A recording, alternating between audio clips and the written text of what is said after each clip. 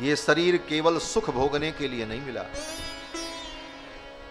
ये भोग भोगने के लिए नहीं मिला है। इस शरीर को पाकर के तप करो, साधना करो, उपासना करो। तपो दिव्यम पुत्रका येन सत्वम। और इस शरीर के द्वारा तप करके, साधना करके, उपासना करके उस ब्रह्म सुख को, उस अनंत सुख को प्राप्त कर लो। इसलिए यह शरीर मिला है। ये शरीर संसार का भोग करने के लिए नहीं मिला, खाने पीने जीने और एक दिन मर जाने के लिए यह शरीर नहीं मिला। ऐसा शरीर तो कुत्ता बिल्ली को भी मिला हुआ है। कुत्ता बिल्ली भी खाता है, पीता है, जीता है और मर जाता है। खा करके, पी करके, भोग करके मर जाएं एक दिन, इसके लिए यह शरीर नहीं मिला है। मानव शरीर कुछ विशेष कार्य के लिए मिलता है। इसीलिए मानव अन्य 84 लाख प्राणियों की योनि से श्रेष्ठ है। आचार्य भर्तृहरि कहते हैं कि आहार निद्रा भय मैथुनंच सामान्य में तत्पशुभिर्नराणाम धर्मो ही तेषाम अधिको विशेषः धर्मेण हीना पशुभिः समाना। आहार करना, निद्रा लेना, भयभीत होना, किसी को मारना, भोगादि क्रिया के द्वारा संतान को उत्पन्न कर लेना, ये काम तो पशु भी करता है। अपना आहार ढूंढ लेना, ये पशु भी कर लेता है, और हम भी मेहनत करके अपना पेट भर लेते हैं।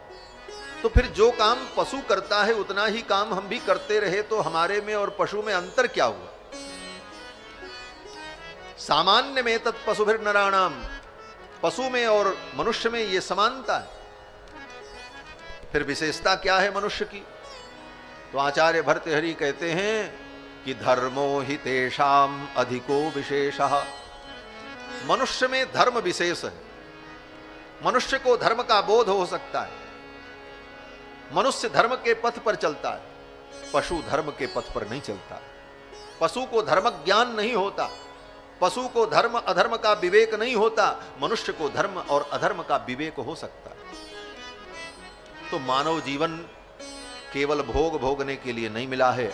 मानव जीवन तो इसलिए मिला है कि इस जीवन को पा करके इतनी साधना करो, इतनी उपासना करो, इतना भजन कर लो कि संसार सागर से पार हो जाओ, भव बंधन से मुक्त हो जाओ।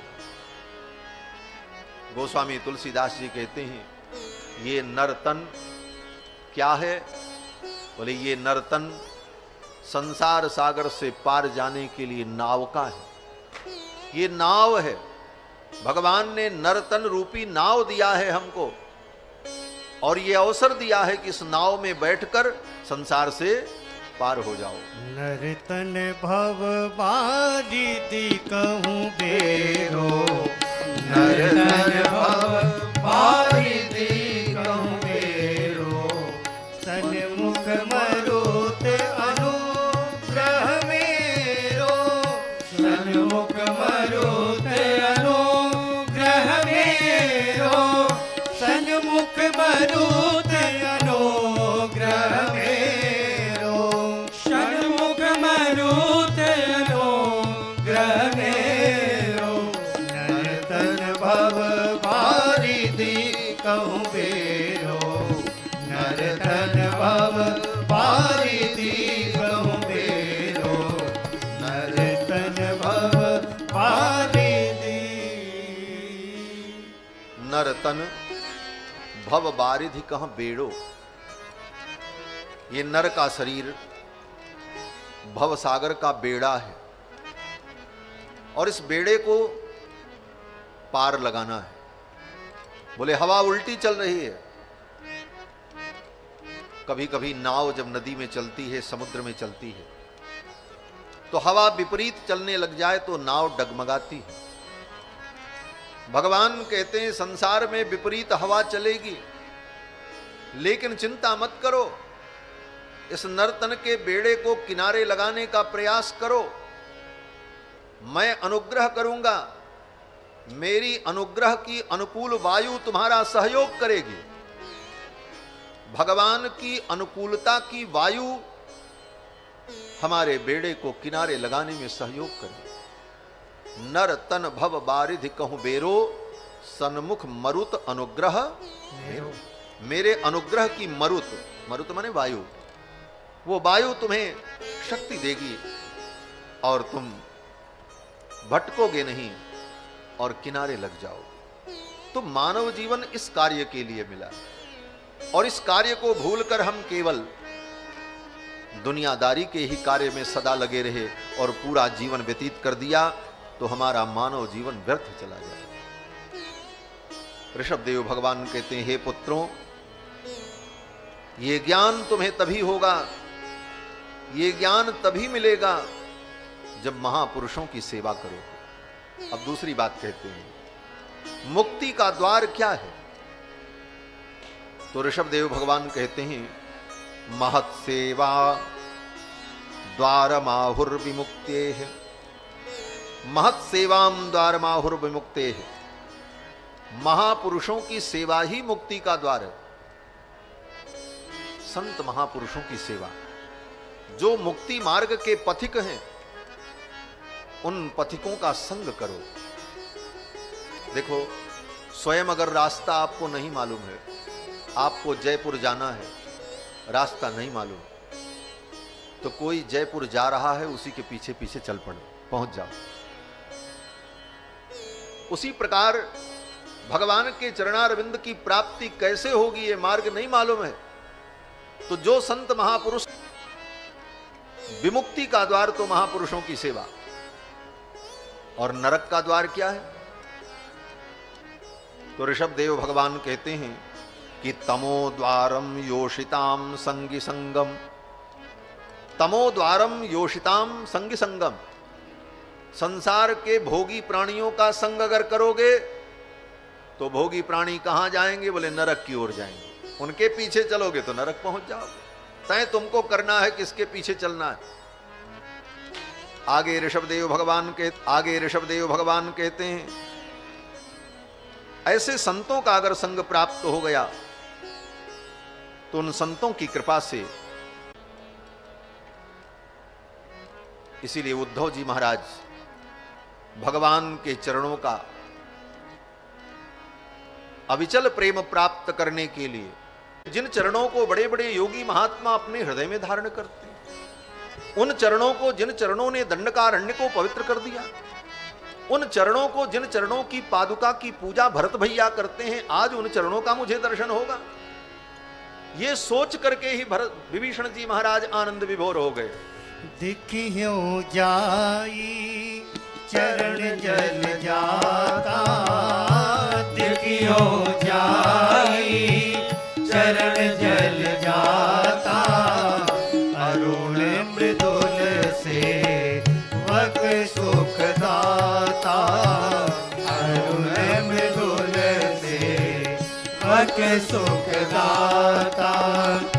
जे पद परसी करी रिस नारी, जे पद परसी करी रिस नारी, दंडक कानन पावनकारी, दंडक कानन पावनकारी। जे पद जनक सुता और लाए, जे पद जनक सुता और लाए, कपट कुरंग संग धर धाये, कपट कुरंग संग धर धाये। हर उर सर सरोज पद जेही, हर उर सर सरोज पद जेही, अहो भाग्य में दिखी अहो तेरी, अहो भाग्य में दिखी अहो तेरी। जिन पायन के पादुकने भरत रहे मन लाई, ते पद आज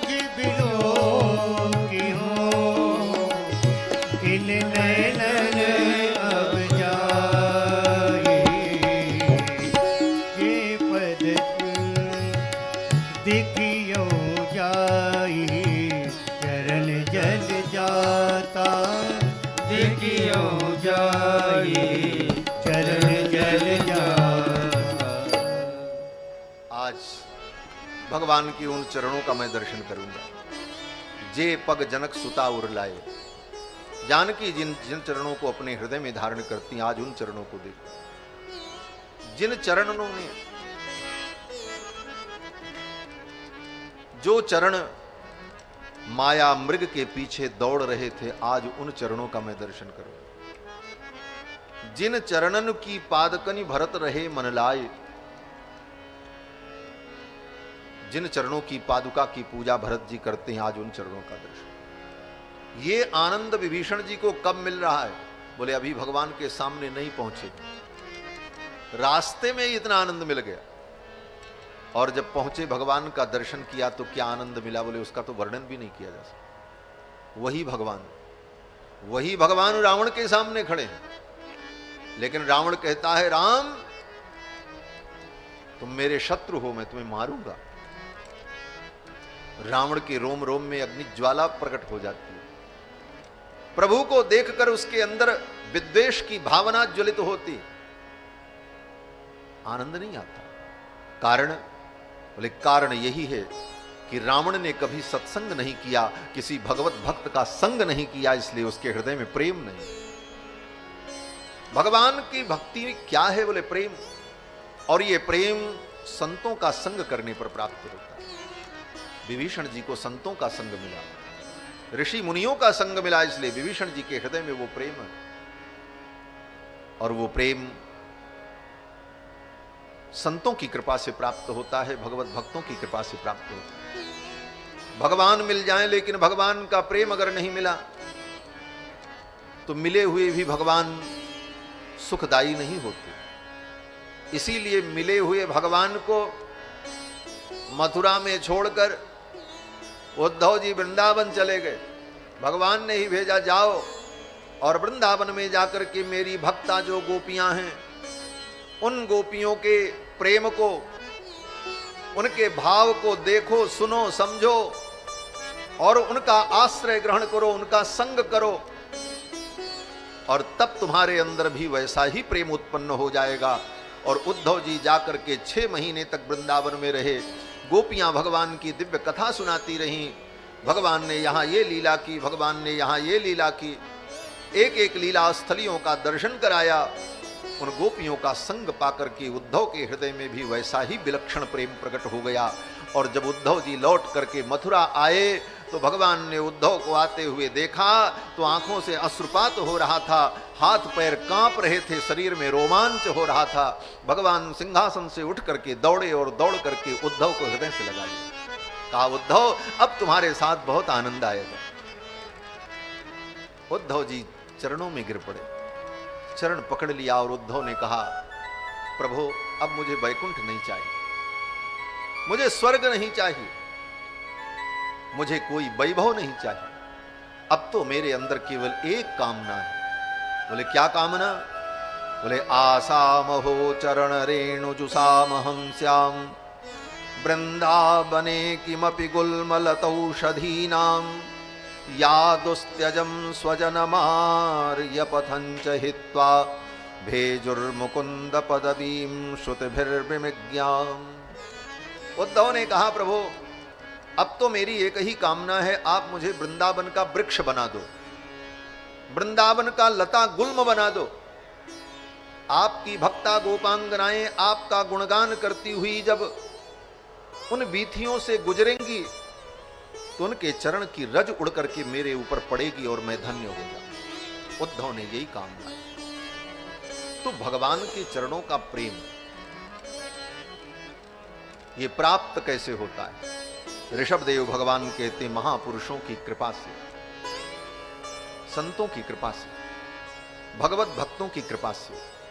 और भगवान के चरणों का जब प्रेम प्राप्त होता है तभी भगवान मिलते।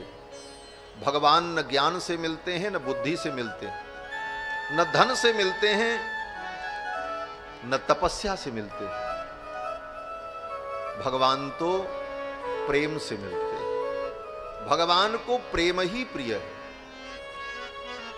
गोस्वामी जी महाराज कहते हैं, राम ही केवल प्रेम प्यारा, राम ही केवल प्रेम प्यारा, जानी ले वो जो जानने हारा, जानी ले वो जो जानने हारा। भगवान तो प्रेम से मिलते हैं, भगवान को प्रेम ही अच्छा लगता है। राम ही केवल प्रेम प्यारा, यही बात ऋषभदेव भगवान भी कहते हैं। ऋषभदेव भगवान कहते हैं कि प्रीतिर्न यावन मयि वासुदेवे, मुझ वासुदेव में जब तक तुम्हारी प्रीति नहीं होगी, न मुच्यते देह योगे न तावत, तब तक तुम्हें देह बंधन से मुक्ति की प्राप्ति नहीं होगी। प्रीतिर्न यावन मयि वासुदेवे न मुच्यते देह योगे न तावत, जब तक मुझ परमात्मा के चरणों में प्रीति नहीं होगी तब तक देह बंधन से तुम मुक्त नहीं होगे। इसीलिए भक्तों ने कहा कि भगवान प्रेम से ही मिलते हैं, मोहन प्रेम बिना नहीं मिलता, चाहे कर लो कोटि उपाय, करोड़ों उपाय कर लो, लेकिन भगवान के चरणों में अगर प्रेम नहीं है तो भगवान किसी अन्य साधन से प्राप्त नहीं होते। मोहन प्रेम बिना नहीं मिलता, चाहे कर लो कोटि उपाय, मोहन प्रेम बिना नहीं मिलता, चाहे कर लो कोटि उपाय, चाहे कर लो कोटि उपाय, चाहे कर लो कोटि उपाय, चाहे कर लो कोटि उपाय, चाहे कर लो कोटि उपाय, मोहन प्रेम बिना नहीं मिलता, चाहे कर लो कोटि उपाय, मोहन प्रेम बिना नहीं मिलता, चाहे कर लो कोटि उपाय। मिले न जमुना सरस्वती में, मिले न जमुना सरस्वती में, मिले न जमुना सरस्वती में, मिले न जमुना सरस्वती में, मिले न गंगा नहाय, मिले न गंगा नहाय। प्रेम सरोवर में जब डूबे, प्रेम सरोवर में जब डूबे, प्रभु की अलग लखाय, मोहन प्रेम बिना नहीं मिलता, चाहे कर लो कोटि उपाय, मोहन प्रेम बिना नहीं मिलता, चाहे कर लो कोटि उपाय। मिले न पर्वत में निर्जन में, मिले न पर्वत में निर्जन में, मिले न पर्वत में निर्जन में, मिले न पर्वत में निर्जन में, मिले न बन भरमाय, मिले न बन भरमाय। प्रेम बाग घूमे तो हरि को, प्रेम बाग घूमे तो हरि को घट में ले पधराय, मोहन प्रेम बिना नहीं मिलता, चाहे कर लो कोटि उपाय, मोहन प्रेम बिना नहीं मिलता, चाहे कर लो कोटि उपाय।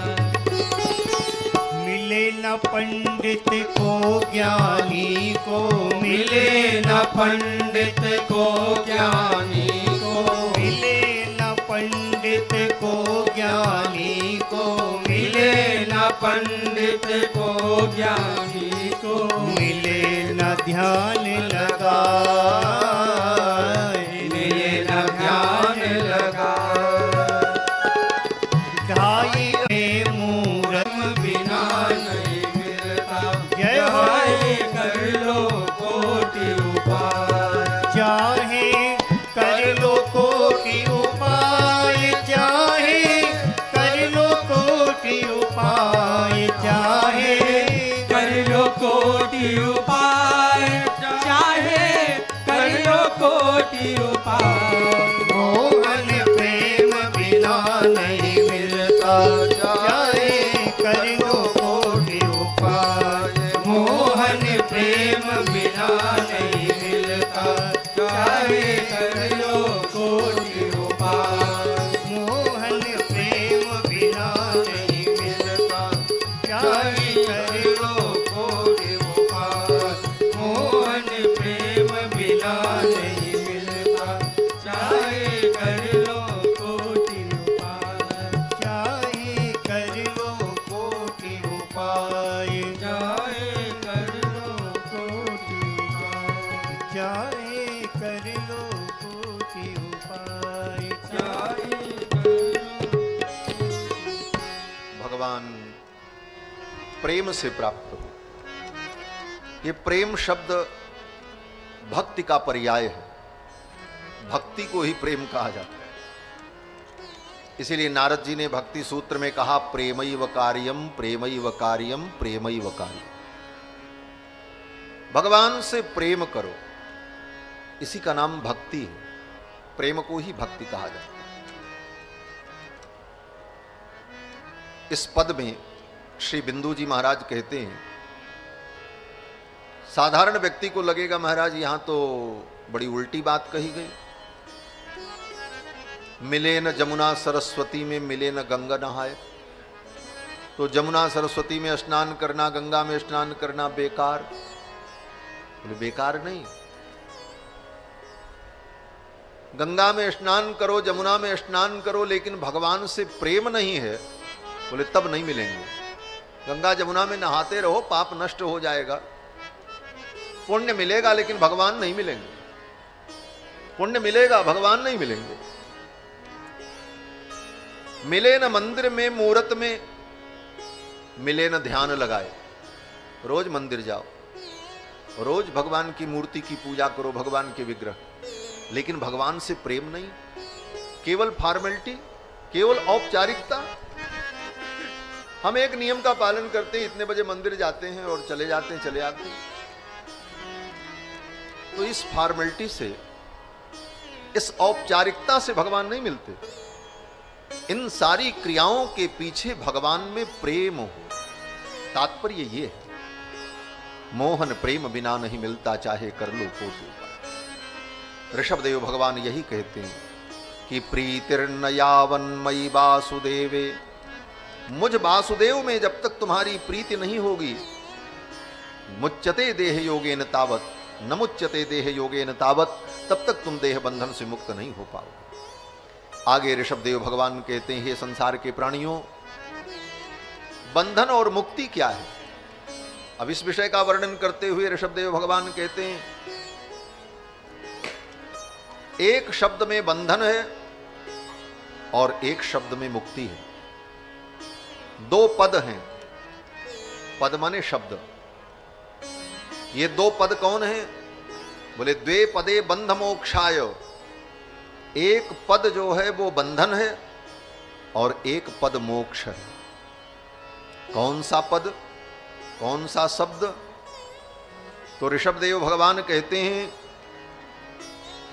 मम और न मम, न ममेति ममेति च। बंधन का कारण क्या है? बोले मम। बस इसी एक शब्द के कारण जीव को बंधन है, मम। मम माने मेरा। संसार की इन वस्तुओं को मैं मेरा मेरा हम कहने लगे, इसीलिए बंधन में पड़ गए। घर किसका? बोले मेरा। बेटा किसका? बोले मेरा। कपड़ा किसका? बोले मेरा। ये सोने का हार किसका? बोले मेरा। ये संसार को हम मेरा मेरा जो कहने लगे, मम मम मम अस्ति, मेरा है, यही बंधन का कारण है। इसी को कहते हैं ममता। मम का जो भाव है उसी का नाम ममता। मम शब्द से ही ममता है। तो मम के कारण हम बंधे।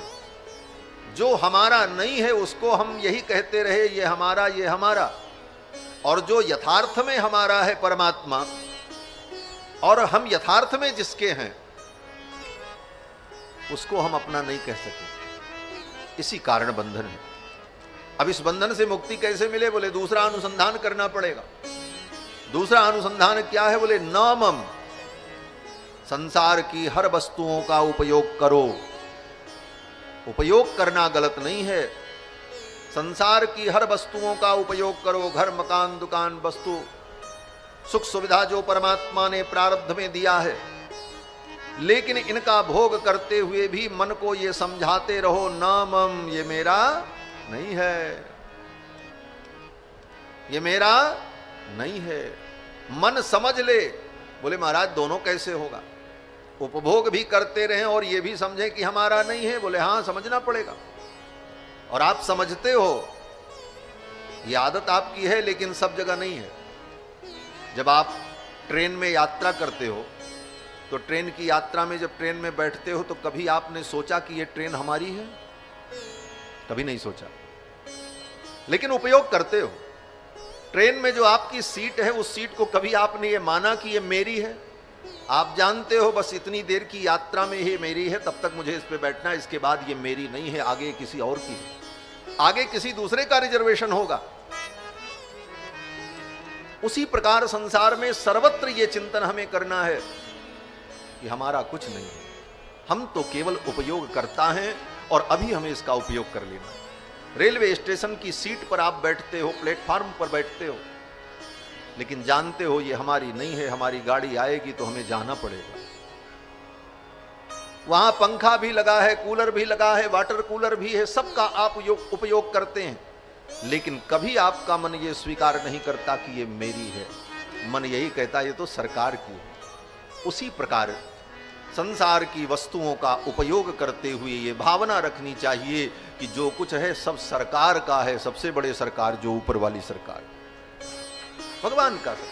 संपत्ति सब रघुपति कहे आही, संपत्ति सब भगवान की है। मैं तो उनका सेवक हूं, मैं सेवक समेत सुत नारी, मैं तो भगवान का सेवक हूं। सब कुछ भगवान का, यही मुक्ति का कारण है। और यही हम भूल जाते हैं, और जहां मम मम करते हैं मेरा मेरा, फिर वहीं से दुख शुरू होता है और वहीं से माया का कार्य प्रारंभ हो जाता है। गोस्वामी तुलसीदास जी कहते हैं माया क्या है? मैं अरु मोर और तोर तय माया, यही माया है। मैं अरु मोर, मैं मेरा, तू तेरा। ये तेरा है, ये मेरा है, ये मैं हूं, ये तू है। यही तू मैं ही तो माया है।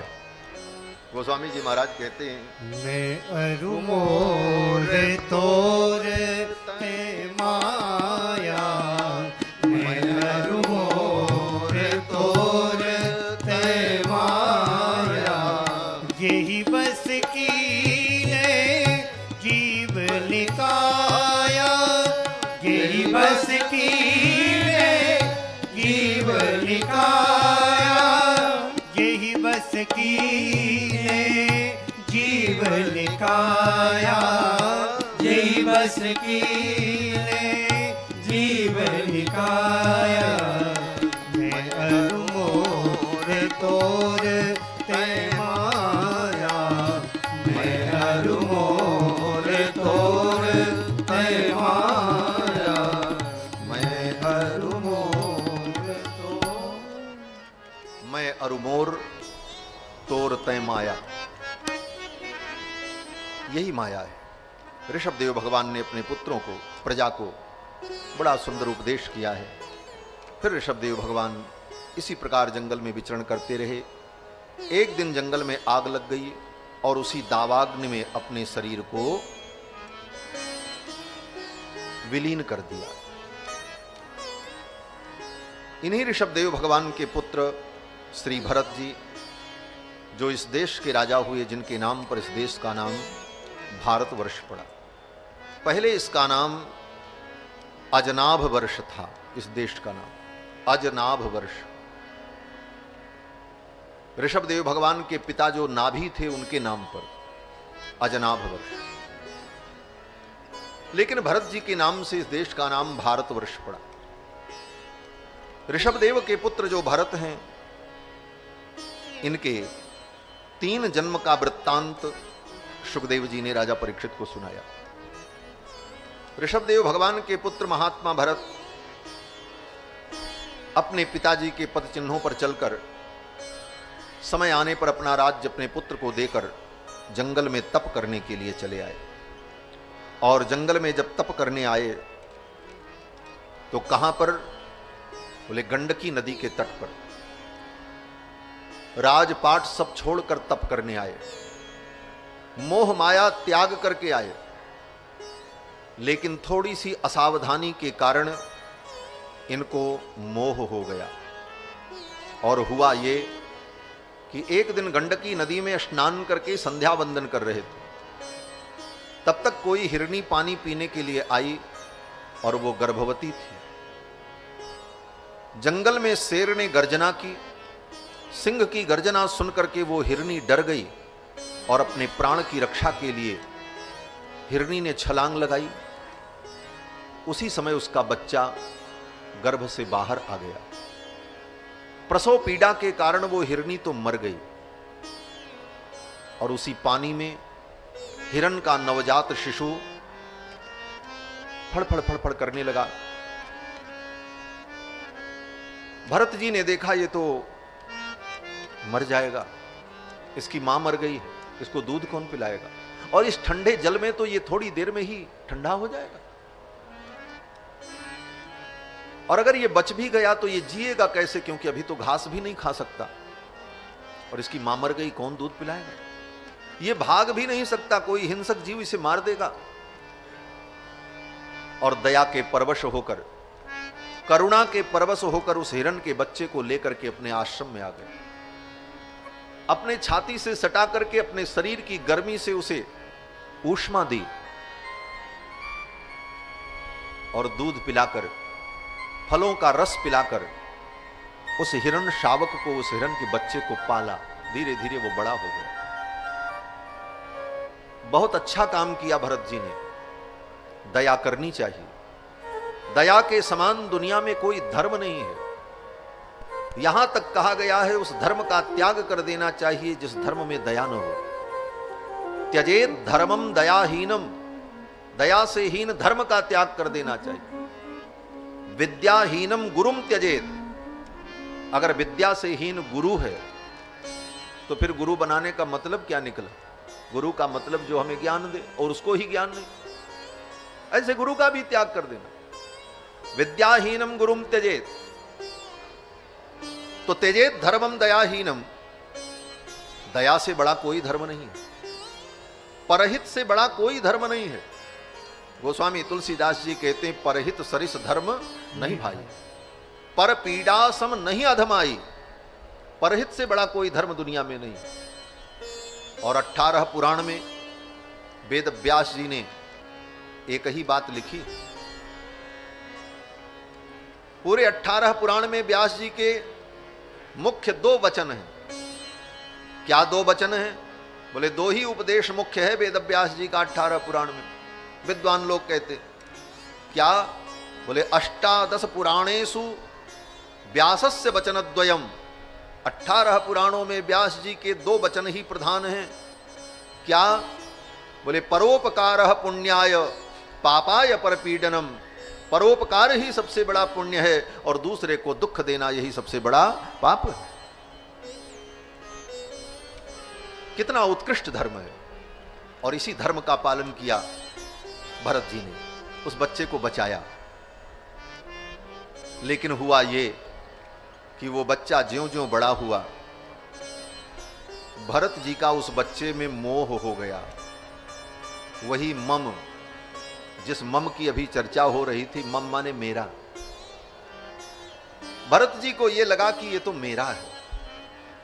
जंगल में बहुत सारे हिरन थे, लेकिन उन हिरनों के प्रति यह भाव नहीं था, उसके प्रति वो भाव पैदा हो गया कि ये तो मेरा है। ममता हो गई, और उस ममता का परिणाम बड़ा भयानक हुआ। उसके बिना रह नहीं पाते। पूजा करने बैठते, तुलसी, बेलपत्र, दूर्बा, पान का पत्ता, पुष्प, ये सब पत्रावली में रखकर जब पूजन करने बैठ, चला गया, कोई बात नहीं। जंगल में इतने हिरन रहते हैं, ये भी रहेगा, इसका प्रारब्ध इसके साथ। लेकिन ये मेरा है, मेरे पास रहे, इस मोह के कारण बार बार उस हिरन का स्मरण करते रहे, व्यथित होते रहे, दुखी होते रहे। संध्या वंदन जब तब सब छूट गया, और संयोग से भरत जी की मृत्यु आ गई। मृत्यु बता के नहीं आती, मृत्यु कोई अलार्म नहीं देती, मृत्यु कोई पूर्व सूचना नहीं देती, मृत्यु तो अचानक आती है। आय अचानक काल डटा, काल तो अचानक आता है। कभी भी, कहीं भी, किसी की भी मृत्यु हो सकती है। मृत्यु कभी भी आ सकती है। इसीलिए संसार में देखा जाता है, लोग खाते खाते मर जाते हैं, पढ़ते पढ़ते मर जाते, भाषण देते देते मर जाते हैं।